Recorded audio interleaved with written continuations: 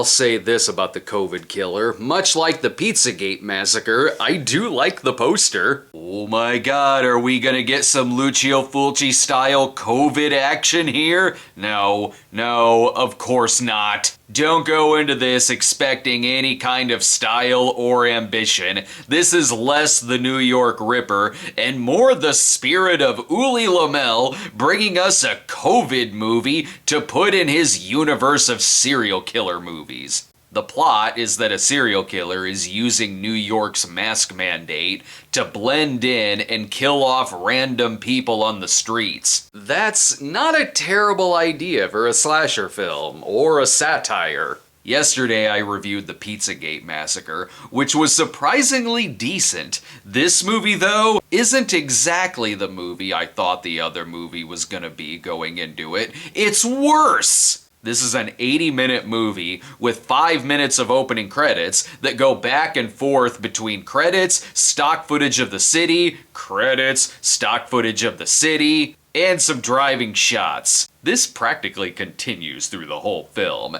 Hell, it's 10 minutes into the movie when we get the title card. There is barely a story here. 90% of it is padding. It's just a series of things happening. Here's the killer killing someone where the budget is so low they have to cover it up with angles, and it's the same angle nearly every time. Now here's an endless parade of news footage. Then here's our lead showing off his shoe collection, and now here's people dressed as clowns trying to get on the Howard Stern show, which itself is footage from the director's 2019 mockumentary, Waiting for Howard Stern. There's a scene where characters sit down to watch a movie, and then it shows us the beginning of this movie, along with its credits, and it's one of the other movies from the same director. Now here's a sex scene that looks real, and is as randomly thrown into the movie as Frank banging the hooker in Lethal Weapon 5. If this movie has any kind of political bent to it, I don't know what it is. I can barely hear any of the dialogue. It's mic'd so poorly, I can only half make out what people are saying.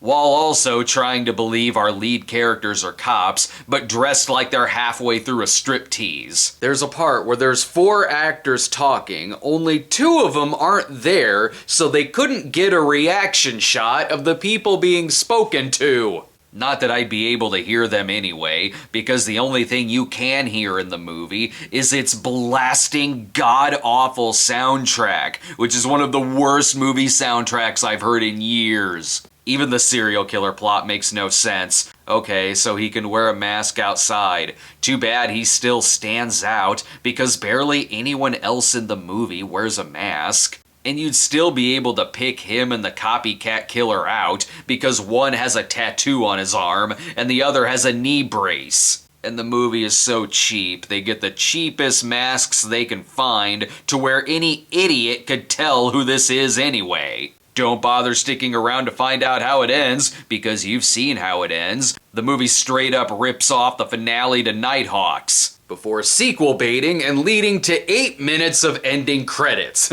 Nope! What grade do I give this film? Well, let's see. One of the only lines of dialogue I can hear is the cop saying to the lieutenant, "Okay, Felicia, bye." There's a Halloween reference where you can see a Michael Myers cup on the killer's sink, only it's Michael Myers from Halloween 6, The Curse of Michael Myers.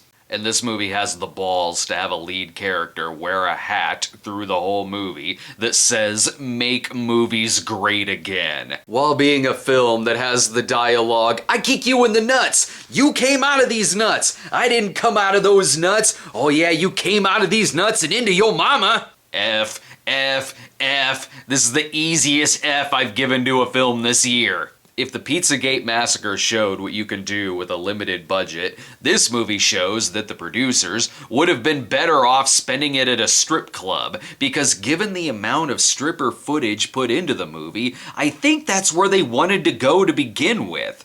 I've seen some bad Corona movies, from the Michael Bay produced action movie one to the one with a group of people in an elevator with a Nazi, yet this one manages to be the worst and even makes 5G zombies look comprehensive. And that movie was the actors filming their own footage and just describing the action to the cameras. Ugh, will a Home Alone knockoff about dogs save the day? I don't know. Stay tuned to find out.